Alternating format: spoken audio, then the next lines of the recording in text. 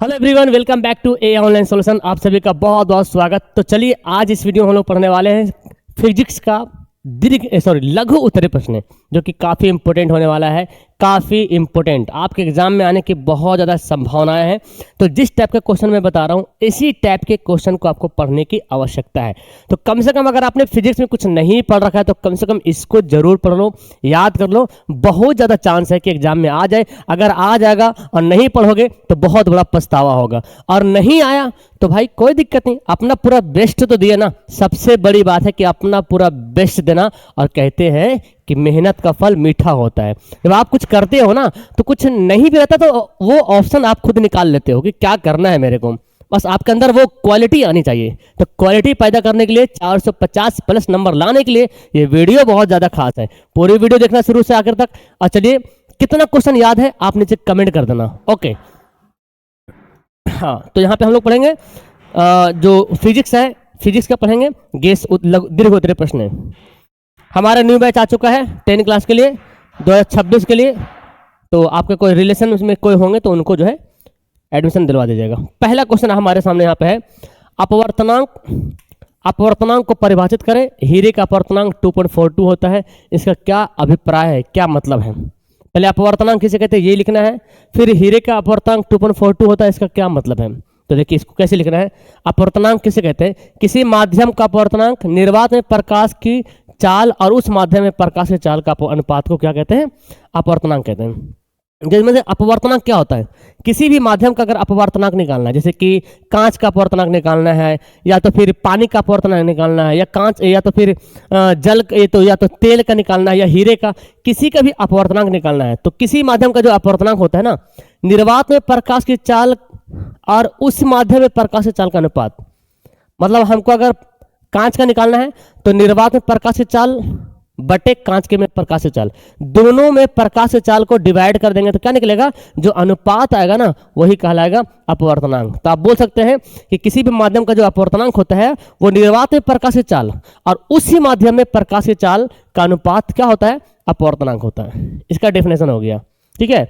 और हीरे का अपवर्तनांक 2.42, इसका मतलब यह है कि हीरे में प्रकाश की चाल हवा में प्रकाश की चाल का 1/2.42 गुना है, ठीक है ना। तो ये आपको लिखना है। देखिए, वास्तविक तथा आभासी प्रतिबिंब में क्या अंतर है, आपको ऐसे भी लिख सकते हैं, एक तरफ वास्तविक प्रतिबिंब, एक तरफ आभासी प्रतिबिंब, है ना। या तो एक लाइन में भी आप लिख सकते हो। ऐसे ही लिखोगे ज़्यादा अच्छा लगेगा, देखने में लगता है कि हाँ कुछ डिफरेंट लिख रहा है। ओके, तो वास्तविक प्रतिबिंब कहते हैं कि वास्तविक प्रतिबिंब को पर्दे पर लिया जा सकता है, मतलब पर्दे पर उतारा जा सकता है, और आभासी प्रतिबिंब को पर्दे पर नहीं उतारा जा सकता है, ठीक है ना। वास्तविक प्रतिबिंब सदैव उल्टा बनता है, हमेशा वास्तविक प्रतिबिंब उल्टा बनता है, और आभासी प्रतिबिंब हमेशा सीधा बनता है। ओके, तीसरा है वास्तविक प्रतिबिंब दर्पण के आगे बनता है और आभासी प्रतिबिंब दर्पण के पीछे बनता है। ये 2 से 3 अंतर लिख दीजिएगा ना, 2 नंबर के लिए काफी इनफ है। याद था कि नहीं था? नहीं याद तो अभी फटाक सा स्क्रीनशॉट ले लो और याद कर लो। अवतल दर्पण का उपयोग बताइए। ये बहुत इंपॉर्टेंट क्वेश्चन है और आप जानते भी है, बहुत सारा ऑब्जेक्टिव में इसका बहुत सारा आता है कि अवतल दर्पण का क्या उपयोग है। देखिए, पहला है कि बड़े आकार के अवतल दर्पणों का उपयोग ऊर्जा के लिए किया जाता है। मतलब बड़े ऊर्जा, मतलब वही जो कि अवतल दर्पण को बोला गया अभिसारी दर्पण। तो अवतल दर्पण का उपयोग एनर्जी एब्जॉर्ब करने के लिए किया जाता है, सनलाइट को एब्जॉर्ब करने के लिए, है ना। और इनका प्रयोग वाहनों के हेडलाइट में करते हैं, लैंप में करते हैं, टॉर्च इत्यादि में इसका उपयोग करते हैं। शेविंग दर्पणों के रूप में, दाढ़ी बनाने वाले दर्पण के रूप में बोल सकते हैं, है ना, या हजामती दर्पण के रूप में कर सकते हैं। दंत चिकित्सक तथा विशेषज्ञ रोगी का परीक्षण करने के लिए आप बोल सकते हैं कि दंत चिकित्सक जो होता है, दांत वाले जो डॉक्टर होता है, मरीजों के नाक, कान, आँख वगैरह का छोटे छोटे कुछ जख्म हो गया तो उसको देखने के लिए चिकित्सक लोग इसका इस्तेमाल करते हैं। गाड़ी के हेडलाइट में करते हैं। इसके अलावा और भी है, 4 ही लिखे हैं, बस 2 नंबर का और भी चाहे तो लिख सकते हैं। सौर कुकर में लिख सकते हैं, फिर सौर ऊर्जा, है ना, अभी सारी दर्पण है यहीं पे आ गया। तो सौर ऊर्जा को इकट्ठा करने के लिए, प्राप्त करने के लिए भी इसका इस्तेमाल करते हैं। ओके, ये सब आप लिख दोगे, 2 नंबर आपके पास रहेगा। एक समतल दर्पण द्वारा उत्पन्न आवर्धन +1 है, इसका क्या अर्थ है? तो बोला गया एक समतल दर्पण द्वारा उत्पन्न आवर्धन +1 होने का अर्थ यह है कि समतल दर्पण के द्वारा जिस वस्तु का प्रतिबिंब बन रहा है उस वस्तु का साइज दर्पण यानी कि समतल द्वारा बनाए गए प्रतिबिंब के साइज के बराबर है। तो आपको पता है समतल दर्पण में जो भी आवर्धन होगा, है ना, वस्तु का साइज क्या होता है, हमेशा बराबर होता है। तो इसका मतलब ये हो रहा कि समतल दर्पण द्वारा उत्पन्न जो आवर्धन +1 है ना, इसका मतलब ये हो रहा कि समतल दर्पण द्वारा जिस वस्तु का प्रतिबिंब बन रहा उस वस्तु का दर्पण जो बन रहा ना दर्पण के साइज के बराबर है ना, उस वस्तु का साइज दर्पण द्वारा बनाए गए प्रतिबिंब के साइज के बराबर है। मतलब लाइन को घुमा के लिख दिया, आप ऐसे भी लिख सकते हैं कि जिस वस्तु का प्रतिबिंब समतल दर्पण पे बनता है उसका फोटो बराबर बनता है, वस्तु के आकार के बराबर बनता है। और धनात्मक साइन का मतलब हो गया कि +1 हो गया, और धनात्मक जो साइन है ना इसका मतलब है कि प्रतिबिंब सीधा बन रहा है और आभासी बन रहा है। प्लस कब होता है, धनात्मक होने का मतलब कि प्रतिबिंब सीधा बन रहा है और आभासी बनता है। और आप जानते हैं और समतल दर्पण में फोटो हमेशा आभासी बनता है और सीधा बनता है। ओके, उत्तल लेंस के 2 उपयोग लिखें। तो देखिए सबसे बड़ी बात है दूर दृष्टि दोष को सुधारने में। किसी को दूर दृष्टि दोष हो गया, दूर की वस्तु सही नहीं दिख रहा, तो क्या करें, दूर दृष्टि दोष मतलब दूर का दिख रहा नजदीक का नहीं दिख रहा, इसके लिए उत्तल लेंस इस्तेमाल कर लेगा। फिर क्या है, छपाई के छोटे छोटे अक्षरों को पढ़ने में, इसमें और भी है बहुत सारा है। सूक्ष्मदर्शी में लिख लीजिए ना, सूक्ष्मदर्शी में इसका इस्तेमाल करते हैं, मैग्नीफाइंग ग्लास में इसका इस्तेमाल करते हैं। और आप बोल सकते हैं कि लेंस है ना, हाँ लेंस है तो सूक्ष्म कैमरा में बोल सकते हैं, सूक्ष्मदर्शी में बोल सकते हैं, मैग्नीफाइंग ग्लास में बोल सकते हैं। इस सब में जो है उत्तल लेंस का इस्तेमाल किया जाता है। ठीक है, पानी में डूबी हुई लकड़ी मुड़ी हुई प्रतीक क्यों होती है? जब पानी में लकड़ी को डुबाते हैं तो मुड़ा हुआ दिखता है, कारण क्या है? देखिए जब पानी में लकड़ी का एक सीधा टुकड़ा डुबाया जाता है तो प्रकाश के अपवर्तन के कारण वह मुड़ी हुई प्रतीत होती है। मेन तो आंसर यही पे हो गया कि प्रकाश के अपवर्तन के कारण लकड़ी क्या होती है, मुड़ी हुई दिखाई पड़ती है। कैसे भाई, ये देखें, ये मानते हैं कि एक टब है, बाल्टी है, ये हवा है, तो विरल माध्यम ये क्या हो गया, पानी, सघन माध्यम। एक लम्ब हम डालते हैं तो मानते हैं एक लकड़ी डाले ना, एक लकड़ी डाल दिए तो लाइट यहां से जा रहा था, यहां इसको इधर जाना चाहिए था, लेकिन ऐसे दिखेगा ये। तो ये कैसे हो रहा, प्रकाश के अपवर्तन के कारण, कि लकड़ी ऐसे अगर है, ऐसे डाला हुआ है तो हमको ऐसे दिखाई पड़ रहा है। ये मान लो कि एक लकड़ी डाला हुआ है तो लकड़ी ऐसे नहीं रहेगा जी, ऐसे रहना चाहिए, लेकिन नहीं, आपको फोटो में ऐसे दिखेगा, झुका हुआ दिखेगा इधर। तो ये क्यों हो रहा, ये हो रहा प्रकाश के अपवर्तन। मेन आंसर यहीं पे, प्रकाश के अपवर्तन कारण। इस क्वेश्चन का सबसे मेन पॉइंट है प्रकाश के अपवर्तन के कारण मुड़ी हुई प्रतीत होती है, दिखाई पड़ती है। जैसे ही प्रकाश किरणें विरल माध्यम से सघन माध्यम में जाती है, वायु क्या है, विरल माध्यम है, पानी क्या है, सघन माध्यम, तो विरल माध्यम से सघन माध्यम में जाती है तो वे लंब की ओर मुड़ जाती है। प्रकाश किरणें क्या होती है, लंब की ओर मुड़, इधर आ जाती है। इसी कारण से क्या होता है हमें, हाँ, टुकड़ा जो है मुड़ा हुआ दिखाई पड़ता है। अवतल दर्पण का उपयोग सोलर कुकर में क्यों करते हैं? देखिए बोला था ना, सोलर कुकर में भी अवतल दर्पण का इस्तेमाल करते हैं। आखिर क्या कारण है, क्यों इसका इस्तेमाल करते हैं? तो अवतल दर्पण का उपयोग सोलर कुकर में इसलिए किया जाता है क्योंकि सूर्य से आने वाली प्रकाश किरणों से को एक जगह फोकस यानी कि अभिसारित कर देती है। अभिसारित मतलब वो एक जगह जमा करता है। तो अवतल दर्पण का उपयोग सोलर कुकर में इसलिए करते हैं क्योंकि जब अवतल दर्पण पर सूरज की किरणें पड़ती है ना, तो मिरर का काम क्या है, प्रकाश को अपवर्तन, प्रकाश का अपवर्तन, प्रकाश का परावर्तन करना है ना, रिफ्लेक्ट कर देना। तो जो मान लीजिए यहाँ पे दर्पण लगा हुआ, यहाँ से सनलाइट आ रहा है, तो सनलाइट आ रहा है तो प्रकाश ऐसे कर देगा, मतलब प्रकाश का परावर्तन कर देगा। आईना देखा आपने कैसे, इधर करेंगे तो धूप आ रहा, यहाँ पे करेंगे तो उधर पूरा लाइट चल जाएगा। तो वैसे होता है प्रकाश का क्या करता है, परावर्तन करता है। तो प्रकाश का परावर्तन कैसे करता है, मान लो कि यहाँ पे किरणें आ रही, सभी किरणें आ रही है ना, और ये प्रकाश का क्या करेगा, परावर्तन करेगा, पूरे किरणें एक जगह जमा कर देगा, सब किरणें क्या करेगा, एक जगह इकट्ठा कर देगा, ठीक है ना, यानी कि अभिसारित कर देगा, जिसके कारण ताप का होता है, हीट बढ़ जाता है। ताप बढ़ता है तो खाना पकना शुरू हो जाता है। सौर कुकर वही है जो एक बॉक्स से बना हुआ है ना, इसमें खाना रखने के लिए चूल्हा टाइप का बना हुआ है, मतलब ऐसे खाना रखा हुआ है, दो चीज़, और ये बॉक्स से इसे झाँप देंगे तो जैसे ही इस पर पड़ेगा लाइट तो क्या करेगा, प्रकाश जैसे ही पड़ेगा प्रकाश को एक जगह इकट्ठा कर देगा बर्तन पे, बर्तन पे पूरा लाइट एब्जॉर्ब करके बर्तन पे चल जाएगा, तो बर्तन गर्म होगा। बर्तन गर्म होगा तो इसके अंदर जो रखा हुआ खाना, चावल दाल जो भी है पक जाएगा, मैगी सब पक जाएगा, नूडल सब पक जाएगा, ठीक है ना। लेकिन हाँ इसमें आपको ना क्या बोलते हैं, बादल वाला दिन में आपके ये काम नहीं आएगा, धूप वाले दिन में काम आएगा। प्लस रोटी वगैरह छानने वाला चीज़, फ्राई करने वाला चीज़ नहीं बना सकते इसमें ना, बस पैक कर दीजिए। चावल और दाल धो धा के पानी एक मात्रा में डाल के रख दीजिए, बन के तैयार, बस उसी खाइए। माड़ भी नहीं पसाना पड़ेगा आपको, क्योंकि फिर तो खोल नहीं सकते ना, 3-4 घंटा तक पैक रहेगा ये, तब जाके बनेगा खाना। तो ये होता है क्या बोलते हैं, जहाँ पे सुविधा नहीं रहता है ईंधन का, तो वहाँ पे लोग ऐसे इस्तेमाल करते हैं। विद्युत धारा की प्रबलता की परिभाषित करिए। परिबलता, विद्युत धारा की प्रबलता मतलब विद्युत धारा किसे कहते हैं, आप वही लिख दीजिएगा। किसी चालक के किसी अनुपस्थित काट को पार करने वाली विद्युत धारा की प्रबलता उस अनुपस्थित काट के से होकर प्रत्येक सेकंड प्रवाहित होने वाली बल आवेश है। देखिए ये क्या बोला गया कि किसी चालक के किसी अनुपस्थित काट पर, कोई चालक है, कोई तार है, ठीक है, तो अनुपस्थित काट मतलब हुआ जो उसमें मोटाई है, तो अनुपस्थित काट को पार करने वाली विद्युत धारा की जो प्रबलता है, प्रबलता होता क्या है, मतलब किसी चालक में जो करंट जा रहा, किसी चालक कोई तार है, तार में जो करंट जा रहा, तो इस करंट जा रहा है तो इसकी प्रबलता क्या है, धारा की प्रबलता क्या है, तो ये बोलता है प्रबलता क्या है कि उस काट से होकर प्रति सेकंड प्रवाहित होने वाला आवेश है ना। यानी कि जो धारा है ना, जो आई क्या होता है, धारा होता है इंटेंसिटी ऑफ इलेक्ट्रॉन, तो आई हो गया, तो आवेश जो है क्या, प्रति सेकंड प्रवाहित होने वाला क्या है, आवेश है। यही डिफिनेशन बोला गया कि किसी चालक में प्रवाहित होने वाला जो धारा की प्रबलता है ना, वो क्या है कि उसमें प्रति सेकंड प्रवाहित होने वाला आवेश का अनुपात है। आप इसको ऐसे ही बोल सकते हैं, किसी चालक में प्रति सेकंड में कितना आवेश प्रवाहित होता है, उसे विद्युत धारा की प्रबलता कहते हैं। आप ऐसे भी इस बात को लिख सकते हो। ओम का नियम क्या है, इसके बारे में बताइए। देखिए, अचर ताप पर किसी चालक में से प्रवाहित होने वाली विद्युत धारा उसके सिरों के बीच आरोपित विभवांतर के समानुपाती होता है।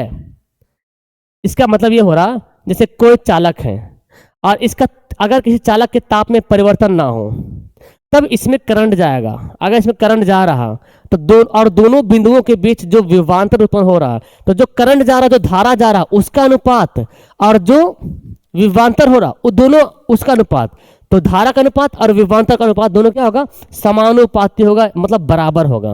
है, आप ऐसे लिख सकते हैं, आई यहाँ पे मिस्टेक है, समानुपाती ऐसे होगा, आई समानुपाती आर, ये पूरा मिलेगा नहीं, ये तो इनफिनिट वाला हो गया। आई समानुपाती आर होगा, आई समानुपाती भी होगा, है ना। देखो, धारा का और वोल्ट का, विभवांतर का सेम होता है, ठीक है। ताप यहाँ पे क्या अचर है, मतलब टेम्परेचर एक जैसा है, तो अब यहाँ पे आई निकालना है तो क्या होगा, V बटे आर हो जाएगा। ओके, चलिए,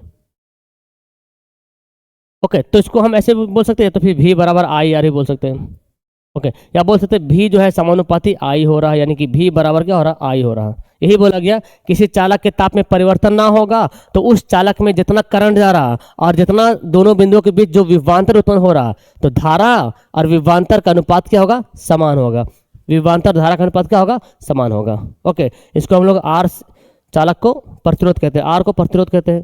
किसी चालक का प्रतिरोध किन किन बातों पर निर्भर करता है, ये आपको याद होगा। देखो, मैं यहाँ पे आपको बता रहा हूँ, अगर आपके पास इससे कुछ अलग टाइप का आंसर लिखा हुआ है जो आपको याद होता है, तो आप उसी को याद करो। क्वेश्चन देख लो भाई, ये क्वेश्चन बता रहे, तो इस क्वेश्चन का आंसर आपके सर होंगे या कोई ऑफलाइन, कोई भी ऑनलाइन, कोई भी टीचर जो आपको लिखाए होंगे, जैसे आप उसको ऐसे याद कर लो। ये नहीं कि सर ऐसे बता रहे, चलो अब ऐसे याद करते हैं। बात को खाली समझना है ना।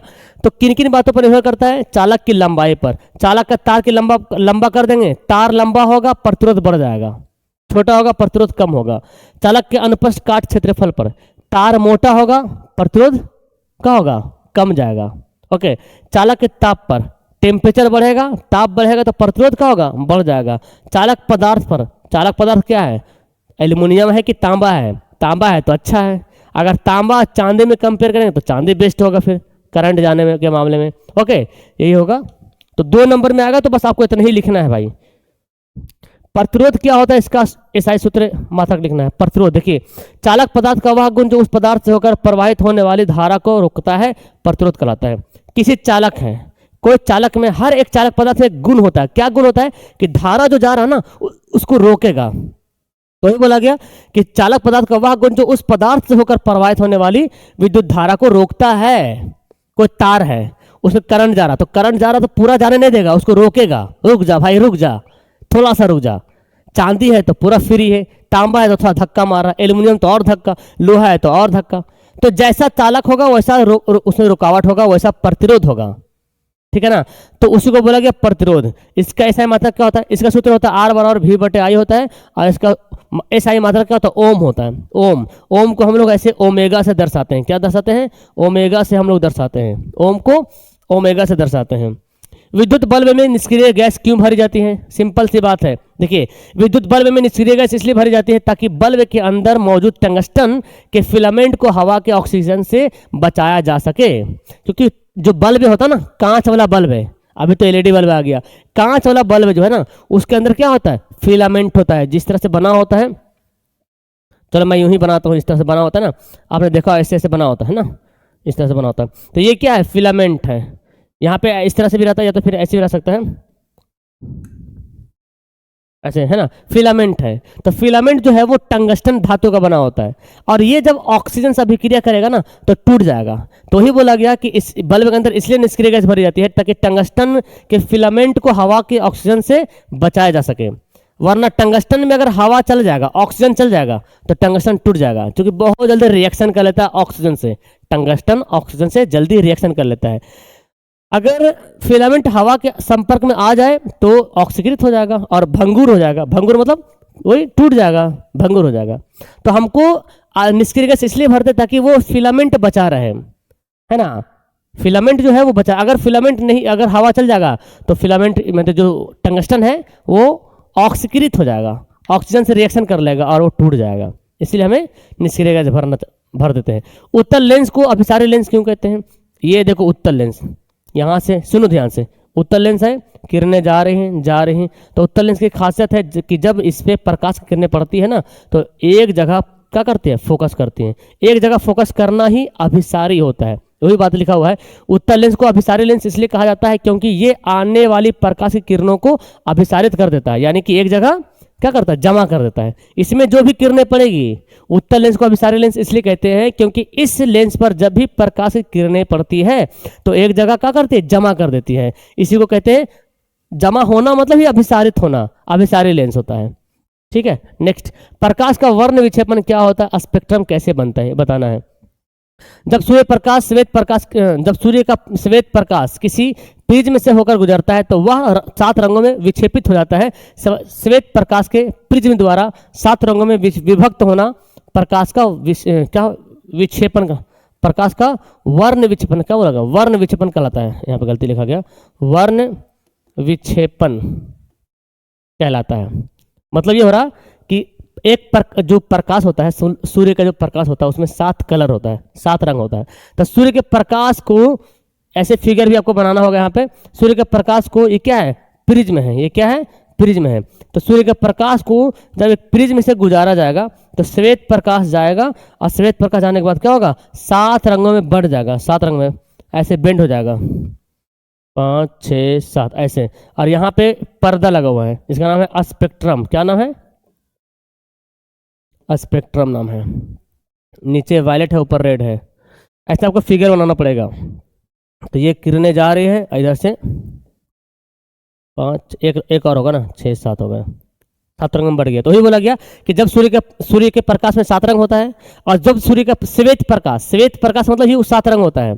तो श्वेत प्रकाश, जब सूर्य का श्वेत प्रकाश प्रिज्म से जाएगा तो प्रिज्म से अपवर्तन होने के बाद वो क्या होगा? 7 रंगों में विभक्त हो जाएगा, 7 रंगों में बट जाएगा।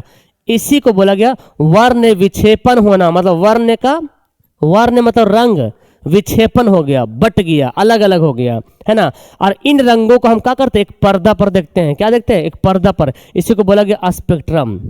और वही रंग जो है पर्दा पर बनेगा तो स्पेक्ट्रम बन जाएगा। स्पेक्ट्रम मतलब 7 रंगों, जहां पे 7 रंग दिखता है।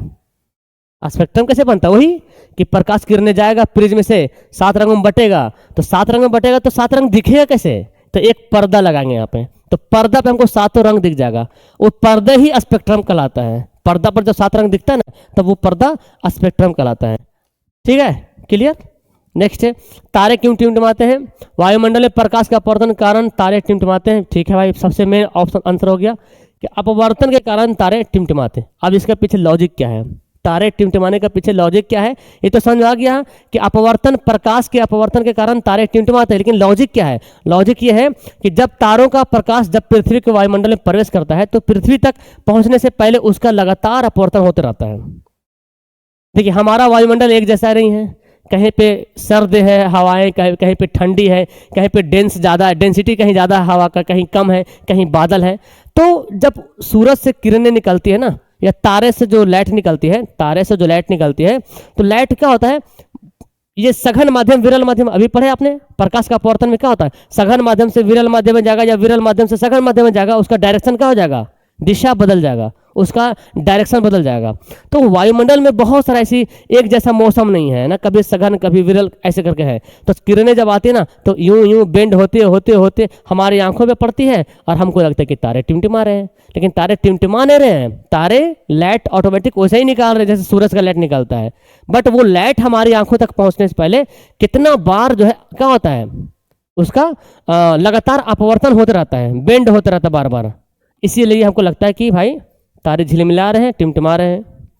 किसी अंतरिक्ष यात्री को आकाश नीले की अपेक्षा काला क्यों दिखाई पड़ता है? हम लोग देखते हैं तो आकाश नीला दिखाई पड़ता है, लेकिन अंतरिक्ष यात्री को आकाश काला दिखाई पड़ता है। कारण क्या है? कारण यह है कि वहां पे वायुमंडल के ऊपरी सतह पर आता है। अंतरिक्ष यात्री कहाँ पर आता है? वायुमंडल के ऊपरी सतह पर आता है, और उतनी ऊंचाई पे जो है वायु के कण भी उपस्थित नहीं है, मतलब वायुमंडल नहीं है। सिंपल सी बात है। सूर्य से निकलने वाले प्रकाश का प्रकीर्णन नहीं हो पाता, इससे आकाश नीला नहीं दिखाई पड़ता और काला दिखाई पड़ता। देखिए, हमको अभी जब पृथ्वी पे हम लोग हैं तो कैसे हमें हर कुछ दिखाई पड़ रहा, आसमान नीला दिखाई पड़ रहा। आसमान नीला दिखाई पड़ने का कारण है कि नीला रंग बहुत ज़्यादा फैल रहा है, इसीलिए। ठीक है ना। और अंतरिक्ष पे जो हवा नहीं है, वायुमंडल नहीं है, क्योंकि आपने पढ़ा होगा कि वायुमंडल में धूल कण जो मिला होता है, छोटे छोटे कण जो है, पार्टिकल है, वो सब प्रकाश को एब्जॉर्ब करता है और प्रकाश को फैलाता है। तो वायुमंडल में, अंतरिक्ष में वायुमंडल ही नहीं है। जब वायुमंडल ही नहीं होगा तो फिर प्रकाश कौन फैलाएगा?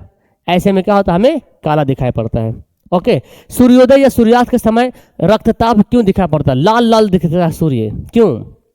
सूर्योदय या सूर्यास्त के समय सूर्य क्षितिज के निकट होता है। मतलब ये हमारा पृथ्वी है, ये मान लें पृथ्वी है, तो सूरज डूबता तो इधर है, मतलब क्षितिज में रहता है। हम जानते हैं कि लाल रंग का तरंगदैर्घ्य अधिक होता है, क्षितिज में रहने का मतलब बहुत डिस्टेंस रहता है। जैसे कि जब दोपहर का समय होता है ना, तो सूरज हमारा बीचों बीच है, वाइट दिखाई पड़ता है। लेकिन जब निकलता है तो बहुत ऐसे रहता है, क्षितिज डूबता है तो इधर रहता है। तो क्षितिज मतलब हुआ कि बहुत दूरी पे है, बहुत दूर पे है। अब बहुत दूरी पे रहने का मतलब ये है कि उसमें जो सूर्य के प्रकाश में जो रंग है ना, 7 रंग होता है, तो 7 रंग में बाकी 6 रंग पूरा फैल जाता है, स्कैटरिंग हो जाता है, वर्ण विक्षेपण हो जाता है। लेकिन एक रंग जो लाल रंग है वो फैलता नहीं, वो छितराता नहीं है, वो बहुत दूरी तक कवर कर, मतलब बहुत दूरी तक वेव उसका जाता है, बहुत दूरी तक। लेकिन और बाकी सारा रंग है ना, वो सब फैल जाता है, पता नहीं चलता है। तो वही बोला गया है कि लाल रंग का तरंगदैर्घ्य क्या होता है, बहुत अधिक होता है। ये मेन पॉइंट हो गया कि लाल रंग का तरंगदैर्घ्य बहुत अधिक होता है, जिस कारण यह रंग नहीं फैलता है, यह अन्य रंगों की अपेक्षा अधिक दूरी तक जाता है और हमारी आंखों पर लाल लाल दिखाई पड़ता है। देखते हैं ना, सिग्नल के रूप में इस्तेमाल करते हैं लाल रंग को, कि दूर से ही दिख जाता है लाल रंग है, खतरा है, क्योंकि लाल कलर फैलता नहीं है, बहुत दूरी तक कवर करता है, बहुत दूर तक जाता है, वो उसका वेव जो है ना बहुत दूर तक जाता है। इसीलिए जब सूरज निकलता है या डूबता है तो लाल लाल दिखाई पड़ता है। ठीक है। ओके, आगे बढ़ते हैं जी कि प्रकाश के प्रकीर्णन से आप क्या समझते हैं? प्रकाश के प्रकीर्णन मतलब वही हुआ फैल जाना। जब प्रकाश की किरणें वायुमंडल से गुजरती है तो वायुमंडल के कण क्या होता है, प्रकाश की किरणों को, प्रकाश का प्रकीर्णन करता है। जब प्रकाश किरणें वायुमंडल में आता है, अंतरिक्ष से होते हुए प्रकाश आता कहाँ, वायुमंडल में, और जैसे वायुमंडल में आता है तो वायुमंडल में जो कण है ना, वो क्या करता है, प्रकाश को फैला देता है, प्रकीर्णन कर देता है। इसमें नीले रंग का प्रकीर्णन सबसे अधिक होता है, क्योंकि उस रंग का तरंगदैर्घ्य सबसे कम है। प्रकाश के प्रकीर्णन के कारण ही किसी वस्तु को हम देख पाते हैं। तो प्रकाश का प्रकीर्णन क्या होता है, एक लाइन में यहाँ पे आंसर हो जाएगा कि जब प्रकाश, सूर्य का प्रकाश वायुमंडल में आता है तो वायुमंडल के धूल कण प्रकाश को क्या करता है, फैला देता है ना। तो प्रकाश को प्रकाश को फैलाना, इसी को बोलेगा प्रकाश का प्रकीर्णन, ठीक है ना। और इसमें सबसे ज्यादा किस रंग का होता है? नीले रंग का, क्योंकि इसका तरंगदैर्ध्य बहुत कम होता है और प्रकीर्णन ज्यादा होता है, इसलिए हमें आकाश नीला दिखाई पड़ता है, ये भी कारण है।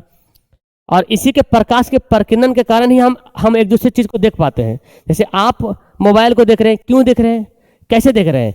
आप और मोबाइल के बीच में वायु है ना, हवा है, और हवा में धूल कण है, तो लाइट जो है ना आपकी आंखों पर फोटो बन रहा है उसका, तभी फोटो बन रहा है, वरना नहीं बनता। फिर फ्लेमिंग के बाएं हाथ का नियम क्या है? देखिए, फ्लेमिंग ने बोला था कि अगर बाएं हाथ की 3 उंगलियों को लंबवत इस तरह फैला दें कि अंगूठा, तर्जनी और मध्यमा इस प्रकार लंबवत हो कि अंगूठा विद्युत वाहक बल की दिशा, तर्जनी जो है चुंबकीय क्षेत्र की दिशा, और मध्यमा जो है विद्युत धारक दिशा को दर्शाए। यही नियम है इसका, लिखा हुआ है। फ्लेमिंग के बाएं हाथ का नियम, बाएं हाथ की तर्जनी, मध्यमा, अंगूठे को इस प्रकार फैलाएं कि तीनों एक दूसरे के परस्पर लंबवत हों। तो यदि तर्जनी चुंबकीय क्षेत्र की दिशा दर्शाएगी तो मध्यमा चालक में प्रवाहित विद्युत धारक दिशा, आप डायरेक्ट लिख सकते हैं कि मध्यमा जो है विद्युत धारक दिशा, और अंगूठा जो है चालक गति की दिशा, है ना, अथवा चालक पर आरोपित विद्युत बल, गति नहीं करेंगे, सॉरी ये तो उल्टा हो जाएगा। अंगूठा जो है ना, अंगूठा जो है चालक की अंगूठा विद्युत, अंगूठा लिखेंगे बल की दिशा, चालक पर आरोपित बल की दिशा, ये लाइन काट दी जाएगा, क्योंकि जो है ना गति की दिशा जो है फ्लेमिंग के दाएं हाथ का नियम में आता है। फ्लेमिंग के बाएं हाथ का नियम सेम है, दाएं हाथ का भी नियम सेम है, बस खाली अंगूठा का थोड़ा डिफरेंट है।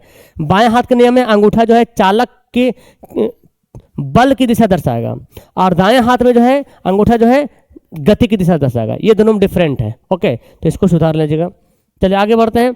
विद्युत चुंबकीय प्रेरण से आप क्या समझते हैं? विद्युत चुंबकीय प्रेरण वह क्रिया जिसके द्वारा किसी चालक के चुंबकीय क्षेत्र के कारण अन्य चालक में विद्युत धारा प्रेरित होता है, ठीक है ना। एक ऐसा काम जिसके किसी चालक के चुंबकीय क्षेत्र के कारण, कोई चालक है और उसमें चुंबकीय क्षेत्र उत्पन्न हो जाएगा, उसके कारण जो है ना चालक में विद्युत धारा प्रवाहित होता है। ये बोला था कि जैसे कोई तार है ना, मैक्सवेल फैराडे बोला था ना, फैराडे तार है, यहाँ पे गैल्वेनोमीटर लगा दिए और यहाँ पे है तार, ये चालक हो गया। अब यहाँ पे हम चुंबक डालें, जैसे हम चुंबक डालेंगे ना इसमें जो है करंट आ जाएगा, ठीक है ना, करंट आ जाएगा। तो क्या हुआ? चुंबक से प्रेरित हुआ, चुंबक से धारा प्रेरित होकर जो है धारा निकल जाता है, धारा बन जाता है, उसे बोला गया विद्युत चुंबकीय प्रेरण, यानी कि विद्युत जो है ना चुंबक से प्रेरित होता है और धारा जनरेट हो जाता है। ओके, प्रत्यावर्ती धारा में कौन सी 2 कमियां हैं? देखिए यह, अच्छा 3 यहाँ पे लिख दिया, बट 2 ही लिखना है। यह अधिक विभव उत्पन्न करता है, इससे बचाव की सावधानियां होनी चाहिए, मतलब ज़्यादा वोल्टेज इसमें उत्पन्न होता है। प्रत्यावर्ती धारा व्यक्ति को अपनी ओर आकर्षित कर लेता है, जिससे काफ़ी उच्च झटका भी की संभावना होता है ना। जब एसी करंट लगता है ना तो अट्रैक्ट कर लेगा और झटका भी बहुत हार्ड देगा। जो मशीन डीसी पर चलते हैं उसे एसी पर चलाना कठिन होता है, तो एक ये प्रॉब्लम है। जो डीसी वाला मशीन तो उसको एसी पे नहीं चला पाते हैं। तो खैर 2 ही आपको लिखना है, ज़्यादा नहीं लिखना है। विद्युत मोटर के सिद्धांत लिखिए, तो लिख दीजिए पहले, विद्युत मोटर एक ऐसा यंत्र है जो विद्युत ऊर्जा को यांत्रिक ऊर्जा में बदलता है। सिद्धांत क्या है कि जब किसी कुंडली के चुंबकीय धारा में रखकर उसमें विद्युत धारा प्रवाहित की जाती है तो उसमें एक बल कार्य करता है जो कुंडली को उसके अक्ष पर घुमाता है। तो जब किसी कुंडली को, किसी तार को चुंबकीय धारा में रखता जाता है, चुंबकीय क्षेत्र है, चुंबकीय धारा जो जा रहा, तो उसमें अगर रख देंगे कुंडली को, जिसको आर्मेचर कहते हैं जी, है ना, और विद्युत धारा प्रवाहित करेंगे तो उसमें एक ताकत लगेगा, बल लगेगा, और वो बल क्या करेगा? घूमना शुरू हो जाएगा, ठीक है ना। तो ये हो गया सिद्धांत। 2 चुंबक क्षेत्र रेखाएं एक दूसरे को प्रतिच्छेद क्यों नहीं करती? मोस्ट इंपोर्टेंट, 2 चुंबकीय क्षेत्र रेखाएं एक दूसरे को प्रतिच्छेद क्यों नहीं करती हैं? देखिए, अगर चुंबकीय क्षेत्र रेखाएं एक दूसरे को प्रतिच्छेद करती है तो वे उस बिंदु पर चुंबकीय सुई 2 दिशाओं को इंगित करेगा। चुंबकीय क्षेत्र रेखाएं ना कभी भी एक दूसरे को नहीं काटती हैं, लेकिन अगर काटेगी तो 2 डायरेक्शन बन जाएगा, जो असंभव है। चुंबक में ऐसा होता नहीं। ये देखिए, ये चुंबक है नॉर्थ साउथ, तो यहां से ये जा रहा है, यहां से ये जा रहा है। ये रेखाएं कभी भी एक दूसरे को नहीं काटेगी, क्योंकि इसमें केवल एक डायरेक्शन होता है, एक ही डायरेक्शन की ओर जाता है, वो नॉर्थ से साउथ की ओर जाता है। लेकिन अगर काटेगी तो काट देगा तो यहाँ पे 2 डायरेक्शन बन जाएगा, एक इधर चल जाएगा, एक इधर डायरेक्शन बन जाएगा, और जो कि ये असंभव है, ये ऐसा नहीं होता, ऐसा हो ही नहीं सकता है। बस इसका कारण ये है कि चुंबकीय क्षेत्र रेखाओं में केवल एक डायरेक्शन होता है, और जब काट देगी एक दूसरे को तो दो डायरेक्शन बन जाएगा, जो कि असंभव है ना। यही कारण है कि एक दूसरे को प्रतिच्छेद नहीं करते हैं। जीवाश्म ईंधन की क्या हानियां हैं, क्या नुकसान है? देखिए, जीवाश्म ईंधन क्या है? जलने से पर्यावरण प्रदूषित होता है। कोयला, पेट्रोलियम, लकड़ी वगैरह है ना, उसको जलाएंगे तो प्रदूषण होगा वायुमंडल। CO2 गैस निकलता है इसको जलाने पे, और CO2 गैस जानते हैं ग्लोबल वार्मिंग के लिए कितना ज़्यादा खतरनाक है ना, गर्मी फैलाता है। हरित गृह प्रभाव, वही बोला गया, ग्लोबल वार्मिंग के लिए बहुत जिम्मेदार गैस है और इससे नुकसान पहुंचाता है। इनके जलने पर उत्पन्न गैसों में अम्लीय वर्षा होते हैं, है ना। CO2 क्या है? कार्बन डाइऑक्साइड क्या है? ये अधातु के ऑक्साइड, तो अम्लीय वर्षा होगा, है ना। अधातु का ऑक्साइड कैसा होता है? अम्लीय होता है। तो अगर ज़्यादा मात्रा में जलेगा ना तो एसिड रेन हो सकता है, और यह समाप्त होने वाला भी ईंधन है। कोयला को जला रहे हैं तो एक दिन समाप्त भी हो सकता है, ठीक है, ये भी है। और ये देखो एक क्वेश्चन है, जल संरक्षण के क्या उपाय हैं? जल संरक्षण के क्या उपाय हैं? तो बोला गया है नदियों पर बांध बनाएंगे तो जल बचाव हो सकता है। छोटे छोटे गड्ढे खोदेंगे, जल बचेगा। झीलों नहीं है, झीलों का निर्माण करेंगे। जल संभर व्यवस्था की स्थापना करेंगे, मतलब वही जल को जमा करने का। रेत तथा चूने पत्थर के संग्राहक बनाएंगे, मतलब जो बनाएंगे ना वो जल जमा करने का जो बाउंड्री बनाएंगे या गड्ढा खोदेंगे तो इस तरह से बांध देंगे, रेत, बालू और चूने का। घर के छतों से जल एकत्र करेंगे। ये बहुत जगह होता है, मेघालय वगैरह में होता है कि घर के छत पर पानी स्टोर करता है, वर्षा वाला पानी, क्योंकि वहाँ पे पानी की कमी है। पहाड़ पे बसा हुआ है घर, तो पहाड़ पे तो पानी रहता नहीं ना, बह जाता है।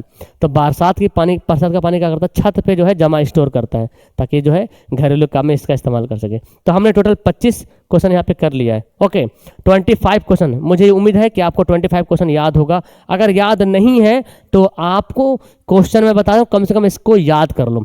तो इसी टाइप का मैं फिजिक्स का, केमिस्ट्री का, बायो का सबका वीडियो लाता रहूंगा। नीचे कमेंट जरूर करना, यस सर मुझे चाहिए सबका, तो मैं सबको लाकर इस तरह से अपने अंदाज में आपको समझाता रहूंगा, ठीक है ना। कैसे लगे वीडियो नीचे कमेंट करना मत भूलिएगा, और दोस्तों को शेयर कीजिएगा, वीडियो लाइक जरूर कीजिएगा, और चैनल को सब्सक्राइब जरूर कीजिएगा। That's all, thank you everyone. मिलते हैं नेक्स्ट वीडियो में, बाय बाय।